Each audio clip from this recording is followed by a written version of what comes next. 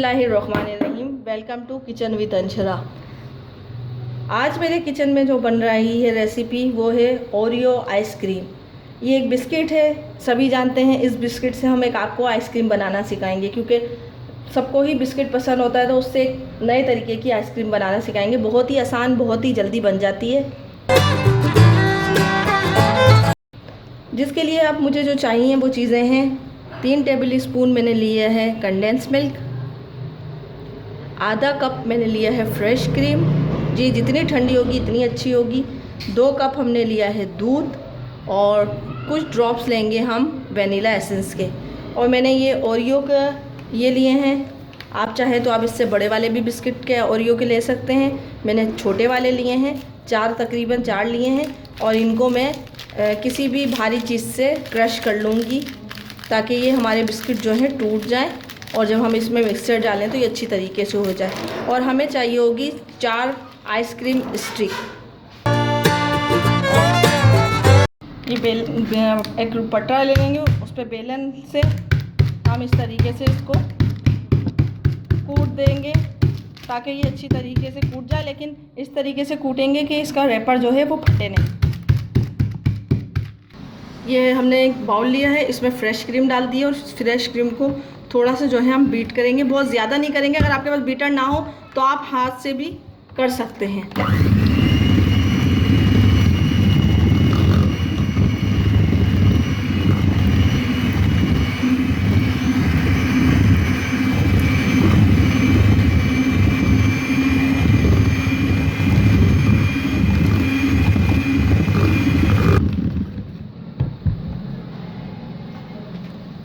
अब इसमें डालेंगे कंडेंस मिल्क।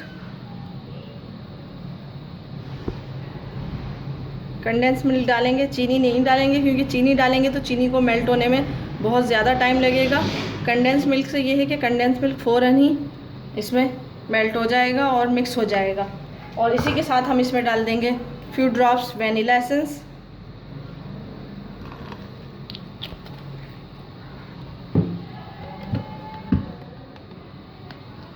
और इसको सबको मिक्स कर देंगे अच्छी तरीके से। अब हम इसमें जो है दूध डाल देंगे,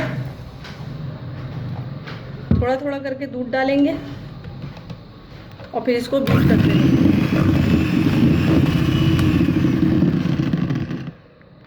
बस ये हमारा जो है मिक्सचर रेडी हो चुका है। अब हम इसमें डालेंगे ये ओरियो के जो है बिस्किट मैंने जो आपको दिखाए थे कि कूट लिए थे। अब मैं ये बिस्किट जो है इसमें डाल दूँगी ताकि ये अच्छी तरीके से इसमें मिक्स हो जाए। ये इस तरीके से मैंने कूट लिए थे ताकि सब जगह जो हम जब रेपर में डालें तो ये हमारे बिस्किट बहुत अच्छी तरीके से उसमें मिक्स हो जाए, दूध में और मिक्सचर में। इस तरीके से मैंने मिक्स कर लिया है। अब एक बाउल लेंगे और इसके जो रेपर हैं ओरियो के, ये हम फेंकेंगे नहीं, हम बगैर मोल्ड के आपको बनाना सिखा रहे हैं। तो हम इस तरीके से एक बाउल ले लेंगे, उस बाउल में ये इस तरीके से हम रख देंगे। पहले मैं ये सारी जो है इस तरीके से इसको भरूंगी। ये इस तरीके से हम इसमें डालेंगे, ऐसे डालेंगे कि गिरे नहीं और हमारा जो पैकेट है वो अच्छी तरीके से इसमें फिल हो जाए। आप इसमें ऐसे डालें कि बिस्किट भी आए और दूध और क्रीम का मिक्सचर भी आए, तो ज़्यादा मज़े का लगेगा और बच्चे इसको बहुत शौक़ से खाएंगे और बहुत ही मज़े का बना है। ये देखें, इसी तरीके से मैंने ये इसमें डाल दिया है और इस तरीके से अब मैं सारे जो है ओरियो में इस तरह फिलिंग करूँगी। और ये एक जो स्टिक है, ये स्टिक इसमें इस तरीके से डाल देंगे। ये इस तरीके से मैंने एक जार ले लिया, उसमें इस तरीके से इसको खड़ा कर दिया, क्योंकि खड़ा ही रखेंगे।